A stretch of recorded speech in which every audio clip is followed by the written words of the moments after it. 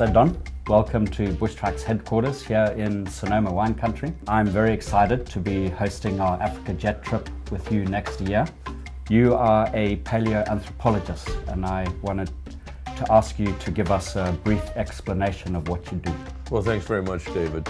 You know, we've worked together in the past and this is a real joy to be able to be on this phenomenal trip going to go the length of Africa.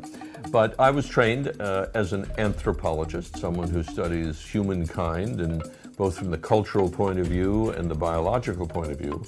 And a paleoanthropologist is someone who studies human origins, the origins of where we've come from, going out and trying to find fossils and put together the geometry of that family tree that ultimately led to modern humans. I wondered if you could tell us who Lucy is and how we are related to her. Well, 1974 was the pivotal year in my life, for sure. I was running an expedition in northeastern Ethiopia in the Afar region of the Great Rift Valley.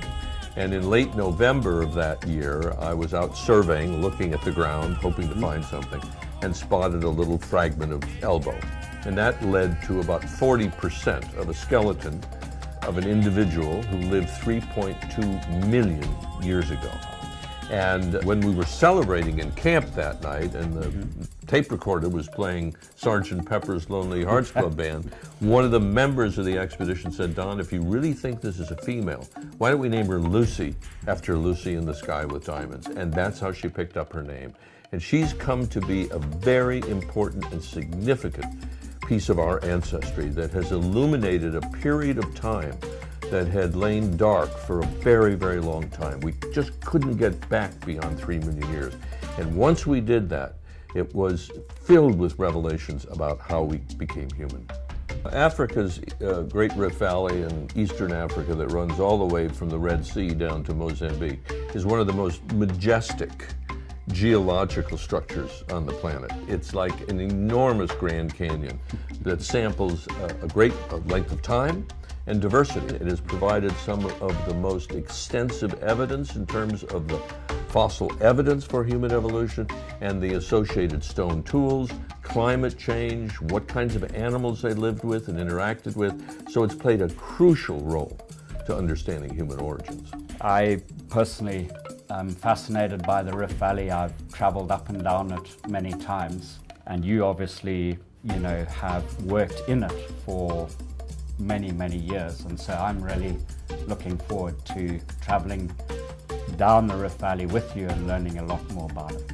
What advantage do you think there is in traveling the length of Africa from north to south? We've got a huge amount of diversity and many different latitudes, right. And we're doing this in a single journey. What do you think the advantage there is? That diversity is what has made Africa so extraordinary and unique and special. And that's, I think, why we as humans have evolved there, because there were these many opportunities because of the latitudinal differences in climate, from an absolute dry desert where you would probably not last very long, to dense tropical rainforests that used to stretch all the way across Africa, to open savanna grasslands.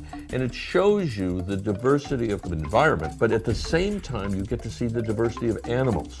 You see that natural selection has crafted those animals to be successful in particular habitats.